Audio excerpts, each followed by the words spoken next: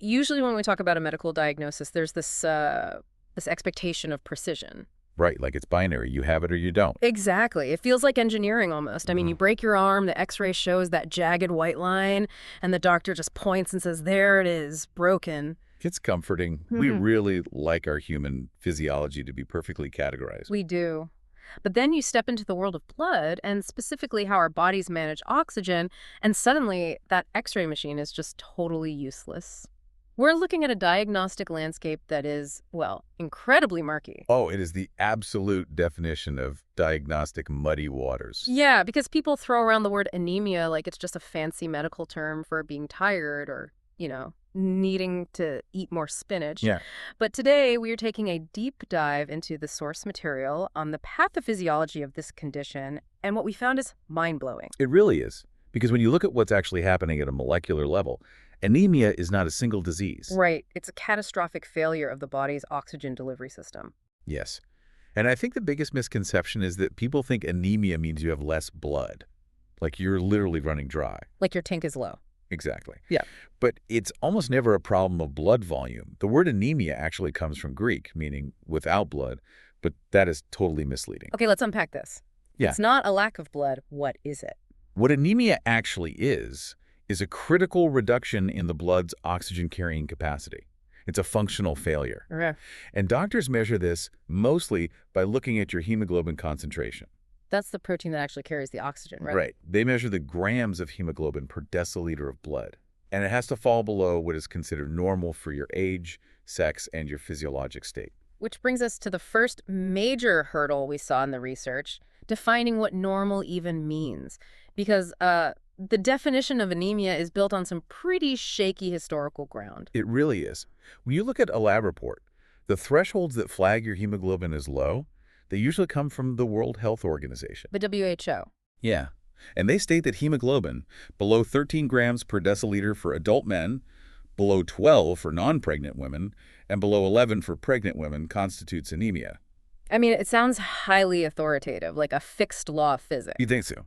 But those cutoffs trace all the way back to a 1968 scientific group report. 1968? Yes, and that 1968 report was built on a very small handful of population studies, mostly of European and North American origin. Yeah. And it has only been revised in tiny increments since then. That is wild. Human beings are incredibly diverse, and a single global cutoff completely ignores real physiologic variation. Exactly. Take altitude, for example. Right. If you live high up in the Andes or, the Rockies, there's literally less ambient oxygen in the air, so your body naturally adapts by running a higher hemoglobin level to compensate, just to extract enough oxygen from every breath. Or if you smoke. Oh, right. The smoking data was fascinating. Yeah, carbon monoxide from the smoke binds fiercely to your hemoglobin, taking up the space where oxygen should be. So that reduces your effective oxygen delivery. Right, so your body naturally triggers a mechanism to manufacture more red blood cells just to keep up. But there's also well-documented variation by ancestry, right? There is. Average hemoglobin concentrations in populations of African descent tend to run somewhat lower than in European-descended populations. And this is even when there is absolutely no disease present. And this is where the history of hematology gets really complicated. Because for decades, the medical establishment took that lower average hemoglobin in Black patients and just treated it as a harmless, normal variant. They effectively used a race-adjusted reference range. And the downstream effects of that assumption were severe.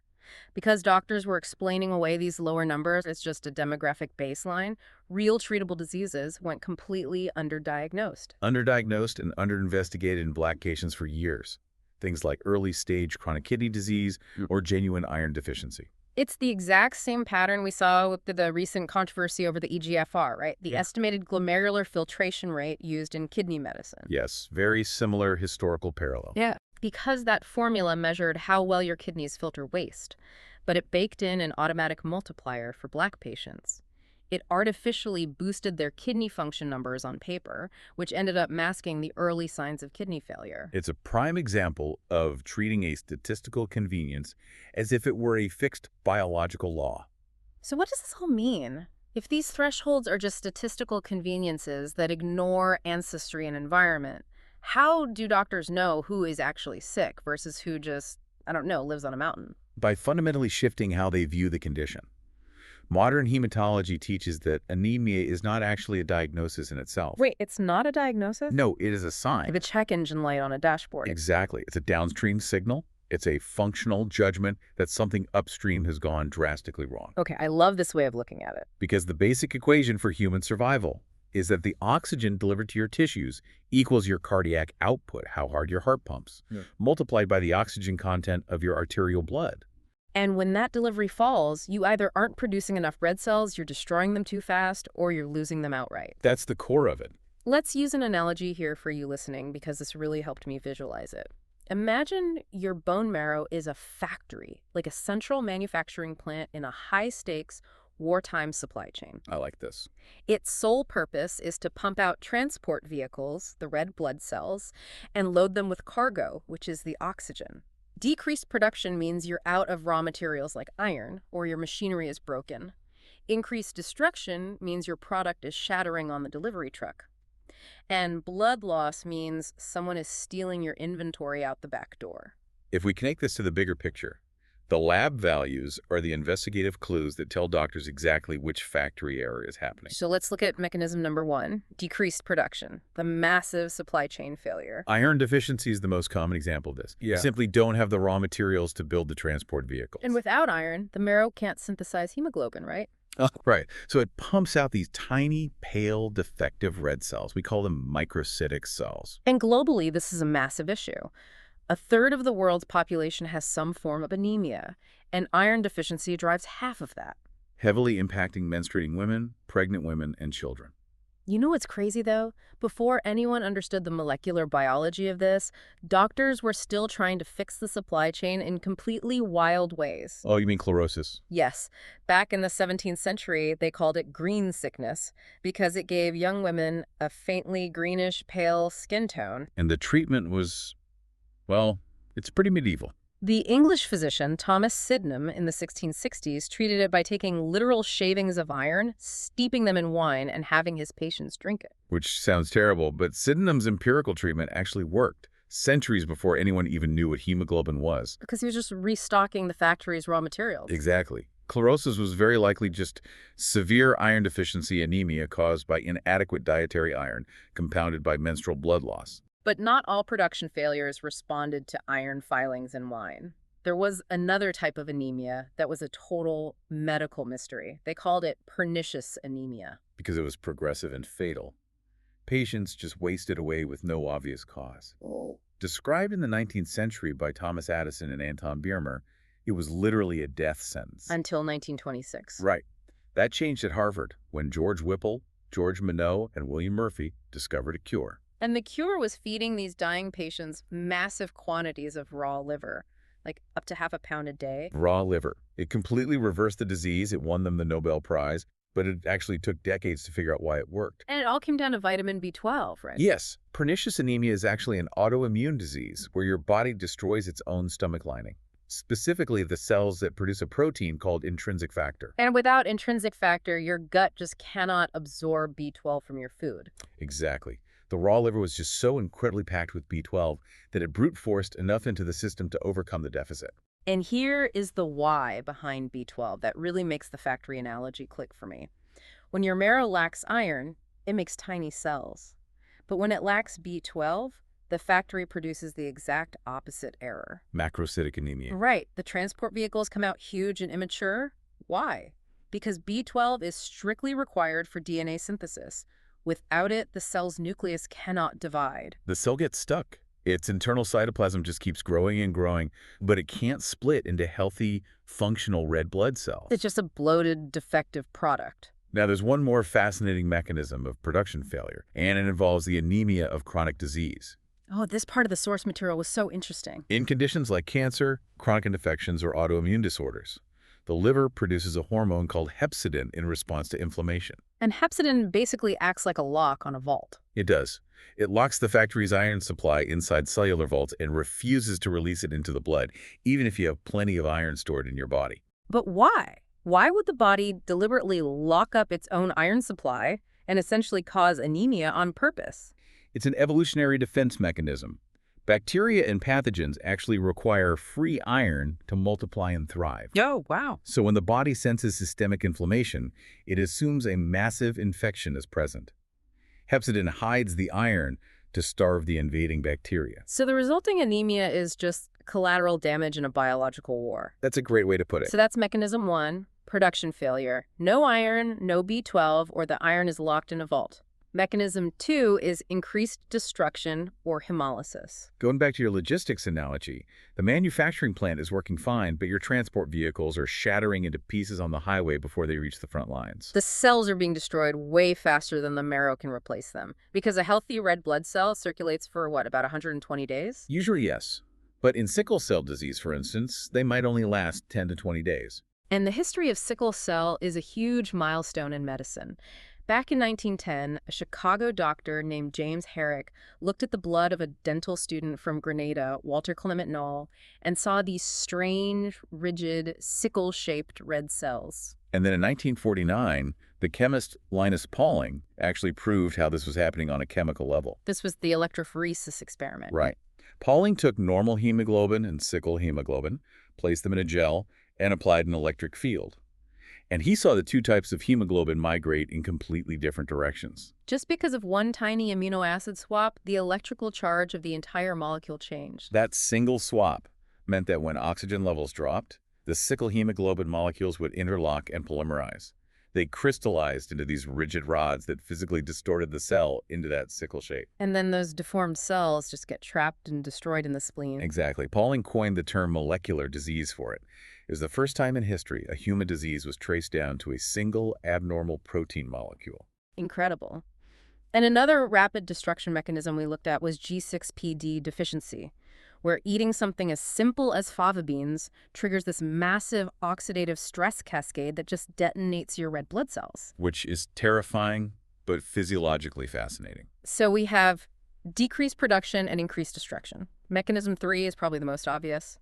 Blood loss. Someone is stealing your inventory out the back door. This could be acute, like trauma or major surgery, but it can also be chronic, like a slowly bleeding stomach ulcer or even colon cancer. And chronic blood loss often masquerades as iron deficiency on a lab test, doesn't it? It does, because you are slowly, steadily bleeding away your body's total iron stores. Which is why doctors look at the MCV, the mean corpuscular volume, on a blood test. That tells them the size of the red cells. Right. If they're microcytic, they know they're looking at a raw material shortage or chronic bleeding. If they're macrocytic, they're hunting for a B12 or folate issue. It points them directly to the specific failure in the supply chain. But here's what I don't get. If the supply chain is failing and oxygen delivery to the tissues is just plummeting, why don't patients just immediately drop dead? Oh. Because, I mean, if you lose half your blood volume in a car crash, you go into shock instantly. But people with chronic anemia can walk into a clinic with a hemoglobin level of 4 or 5 grams per deciliter, which is less than half of normal, and they are still walking, talking, and functioning. This brings us to one of the greatest misconceptions about anemia, the idea that symptom severity directly tracks with the lab numbers. Right. It doesn't, especially when the condition develops slowly. And that is because your body has hidden compensatory mechanisms. It fights back on 3 fronts: chemical, mechanical, and hormonal. Okay, let's break those down for the listener. Let's start with the chemical fix, because this one threw me for a loop. It's brilliant. Within hours of sensing an oxygen shortage, your red blood cells start mass-producing a molecule called 2-ecgonopsin-3-BPG. And this molecule wedges itself directly into the hemoglobin protein structure. Wait, if my red cells are already carrying less oxygen overall, how does forcing a new molecule into the hemoglobin actually help? Aren't they just emptying their tanks too fast and returning to the lungs totally empty? Yes, they are. But that's the genius of it. The body is performing triage. Triage. Yeah. In a normal state, hemoglobin actually holds on to a portion of its oxygen even after it passes through the capillaries. It keeps a reserve in your venous blood for a rainy day. Okay. But in severe anemia, the priority isn't maintaining a reserve. The priority is keeping your brain and your heart alive right now. Oh, I see. So 243-BPG acts like a molecular lubricant. It forces the hemoglobin to relax its grip and offload a much larger percentage of whatever oxygen it is carrying directly to those starving tissues. Yeah. Yes, the tanks return completely empty, but you prevent immediate organ death. Wow. It just totally prioritizes the immediate crisis over long-term efficiency. Exactly. And mechanically, the compensation is simpler, right? The heart just pumps faster and harder, increased stroke volume. Right. It's circulating that diminished oxygen capacity more times per minute just to make up the difference. And then hormonally, your kidneys step in. Yes. Kidneys have specialized cells that act as oxygen sensors through a mechanism called the HIF pathway, hypoxia-inducible factor. And kidneys are the perfect oxygen sensors because they require massive amounts of energy to filter blood. Exactly. So when they sense low oxygen, they secrete a hormone called EPO, erythropoietin. EPO travels through the blood straight to the bone marrow and essentially screams at the manufacturing plant to increase red cell production. So because of the 2,4,3-BPG lubricant, the racing heart, and the EPO screaming at the marrow, the body totally masks the crisis, It does. which is incredible for keeping a person alive. But historically, this led doctors to completely misunderstand the assignment, didn't it? It did. For most of the 20th century, the medical consensus was aggressively simple. Lower hemoglobin is bad, therefore higher hemoglobin is better. Fix the number on the chart. Right. If a patient's lab number was low, doctors rushed to transfuse blood to normalize the spreadsheet. But because the body was already performing this highly calibrated triage, trying to aggressively fix the proxy, the lab number ignited this massive era of medical hubris. The turning point was the 1999 TRICC trial, led by Paul Hebert. They looked at critically ill patients in the ICU and compared two strategies. A liberal transfusion strategy, where they gave blood anytime hemoglobin dropped below 10, and a restrictive strategy where they held off and waited until it dropped below 7. And the restrictive strategy actually yielded better outcomes. Waiting until the hemoglobin was dangerously low before intervening was safer than trying to keep it near normal. Pumping sick people full of extra blood they didn't immediately need was causing actual harm. It completely upended decades of practice. And this danger was tragically reinforced a decade later by the 2009 TREAT trial, led by Mark Pfeffer. Yes. This time they were looking at patients with chronic kidney disease who had anemia. Since their kidneys were failing, they weren't producing that EPO hormone we just talked about. Right. So doctors logically gave them synthetic EPO to boost their red blood cells and normalize their hemoglobin. Which makes perfect sense on paper. Replace the missing hormone, fix the anemia. But when they pushed those patients' hemoglobin to near normal levels, the outcomes were disastrous. The patients suffered a significantly increased risk of strokes. And in related trials with cancer patients, pushing hemoglobin up caused tumor progression and death. The FDA had to step in and slap strict black box warnings on these drugs. Because it comes down to fluid dynamics, doesn't it? Higher hemoglobin means more red blood cells, which means thicker blood. Viscosity increases exponentially. When you artificially thicken the blood of someone who already has severe underlying cardiovascular disease, you turn their blood into sludge. You dramatically raise their risk of massive blood clots hitting the brain or the heart. Here's where it gets really interesting, though. We have doctors in the 2000s realizing that giving sick patients too much red blood cell capacity is deadly. At the exact same time, professional endurance athletes were illegally pumping themselves full of it to win races. The irony is profound. Cyclists like Lance Armstrong were injecting that exact same synthetic EPO, or transfusing their own stored blood, to artificially boost their oxygen delivery. They were deliberately engineering the mirror image of anemia, a condition called polycythemia. And it gave them a massive competitive advantage. But they were playing with fire. I mean, cyclists were literally waking up in the middle of the night to ride stationary bikes just to keep their sludgy blood circulating so they wouldn't stroke out in their sleep. This raises an important question, one that highlights a profound philosophical divide in modern medicine. Are you treating a number on a chart, or are you treating the dynamic, complex human being in front of you? The lab number is just a proxy.